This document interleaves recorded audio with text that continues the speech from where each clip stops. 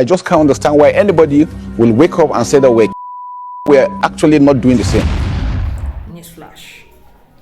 15 years of conflict. Who is funding Boko Haram?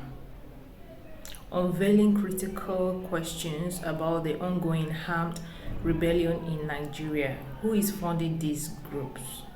And how have they sustained operations for 15 good years? With international organizations like Amnesty International AI and the United Nations in the mix, Nigeria's General Christopher Musa says it's time to trace the financial and logistical flow behind this crisis. So guys, what you're about to watch is an interview that took place in Al Jazeera, as we all know, with General Musa, Nigeria's General Christopher Musa.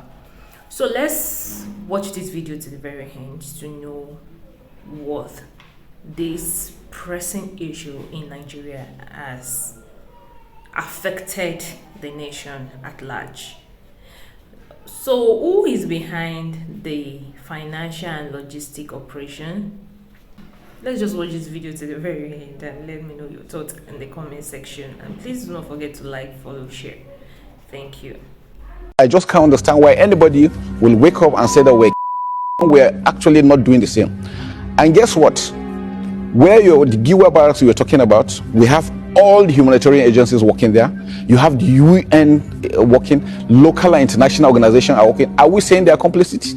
There is nothing we're doing in the back. So if they don't say it, which means Amnesty International is equal, and Amnesty is equally there, so which means they're equally accusing all these other organizations of being complicit.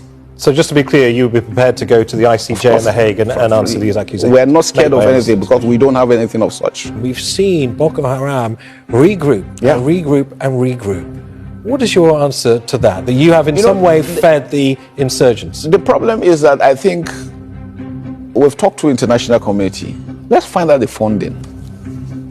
When they started surrendering, by the time we left, so as we speak, we have over 120,000 that have surrendered. Most of them, when you find them, they are coming with hard currencies. How did they get them? How are they funded? How did they get the training? How did they get the equipment? What is your suspicion? Well, maybe an international conspiracy, you don't know. Who knows?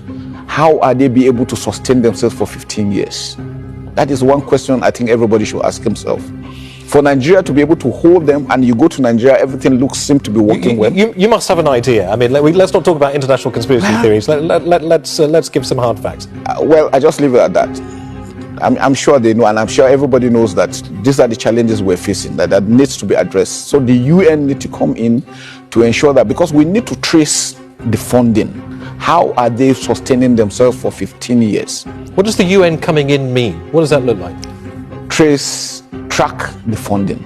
It's international flow. We don't have control over that. Whose interest is it to see Nigeria destabilized? Well, I don't know. You don't know. Your guess is as good as mine. Thanks for watching, guys.